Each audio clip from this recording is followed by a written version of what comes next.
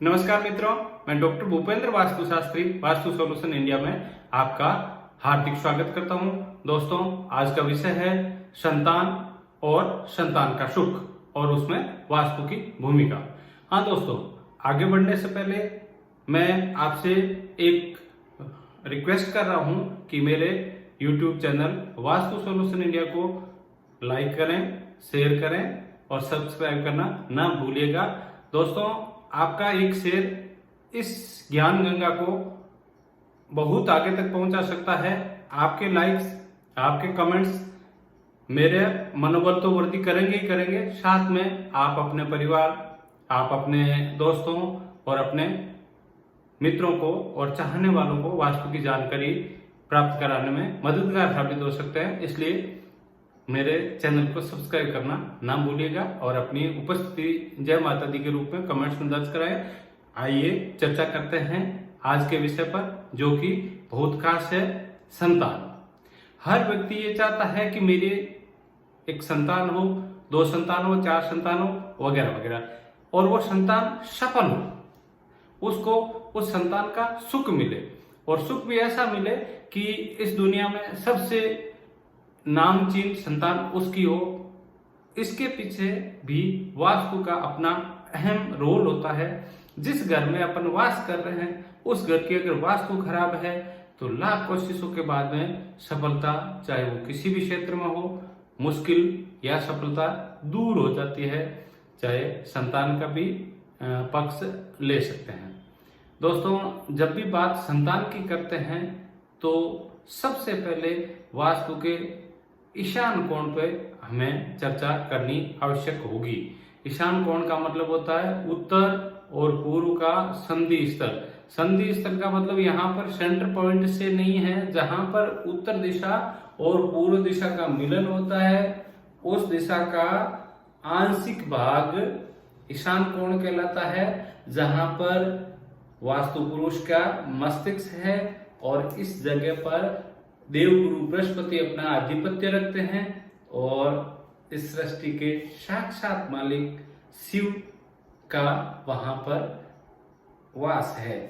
तो जहां पर शिव है वहां पर बृहस्पति है और जहां पर वास्तु पुरुष का सर है, उस जगह को अपन खास नहीं कह करके अति खास कहेंगे, यानी कि वो वास्तु में सबसे महत्वपूर्ण स्थान है। वो है आपके घर का ईशान कोण, यानी कि आपके जो आपका वास है, जो आपका रेजिडेंशियल है, वहां पर ईशान किस प्रकार का है। अगर ईशान दूषित है तो मैं ये कह सकता हूं कि अब आपके पास कुछ नहीं है, सब कुछ दूषित है। और अगर ईशान दूषित नहीं है, ईशान साफ सुथरा है, ईशान में भूमिगत जल है, ईशान में ढलान है और ईशान खाली है, ईशान पर सूर्य की प्रॉपर रोशनी मिल रही है, तो वहां पर रहने वाला हर व्यक्ति दूसरे व्यक्तियों से ज्यादा सुखी होगा और उसको संतान का सुख बराबर मिलता रहेगा। दोस्तों, ईशान दोष का मतलब होता है या तो ईशान में भारी निर्माण हो जाना, बहुत बड़ी ऊंची बिल्डिंग हो जाना, या ईशान में घर का शौचालय बन जाना, या ईशान में स्टेयरकेस बन जाना, या ऐसा निर्माण हो जाना जहां ईशान में अंधेरा हो जाना, या बंद कमरे का निर्माण हो जाना, या जमीन के ऊपर जल का वास हो जाना। तो ये सारे के सारे कारण इस इकाई को, ईशान की इकाई को दूषित करने में महत्वपूर्ण भूमिका रखते हैं। और जब ईशान दूषित होगा इन कारणों से, इनके अलावा भी बहुत सारे कारण हो सकते हैं, जैसे सूर्य दोष हो सकता है, बाहरी दोष हो सकता है, रंग का दोष हो सकता है, आपने ऐसे पेड़ पौधे लगा दिए जिसकी वजह से वहां पर बहुत ज्यादा भार हो गया, वो भी एक दोष होता है, मंदिर की छाया का भी एक दोष होता है। बहुत सारी चीजें ऐसी होती है जहां पर अनगिनत दोष ईशान को प्रभावित करते हैं। लेकिन मुख्य दोष जो मैंने आपको पूर्व में अभी चर्चा की थी वो है, अगर इन कारणों से आपने अपने घर का ईशान दूषित किया है तो ये तय है कि आपको संतान प्राप्ति में बाधा होगी। अगर संतान प्राप्ति में बाधा के बावजूद संतान प्राप्त हो गई है तो संतान की शिक्षा में बाधा होगी।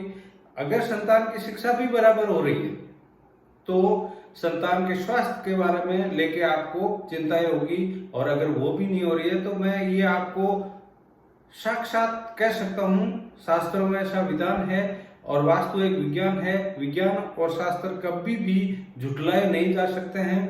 वहां पर रहने वाला हर व्यक्ति अपनी संतान को लेकर चिंतित होगा, चाहे उसके भविष्य को हो, चाहे उसके रहन सहन को हो, चाहे उसकी शादी का हो, या खुद की संतान प्राप्ति हो, या संतान की संतान प्राप्ति के लिए हो।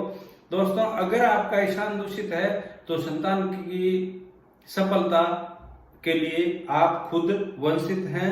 इसलिए वास्तु दोषों का निवारण करें। मैं आपसे बहुत बार पहले भी ये कह चुका हूं कि जरूरी नहीं है कि किसी मेजर इकाई को तोड़े या मेजर इकाई को जोड़े। हाँ, साफ सफाई की बात है, शौचालय की बात है, तो ईशान से रिमूव करने में ही व्यक्ति की भलाई होती है। बाकी वास्तु दोषों का निवारण होता है, बिना किसी तोड़ फोड़ के होता है और बहुत अच्छे से होता है।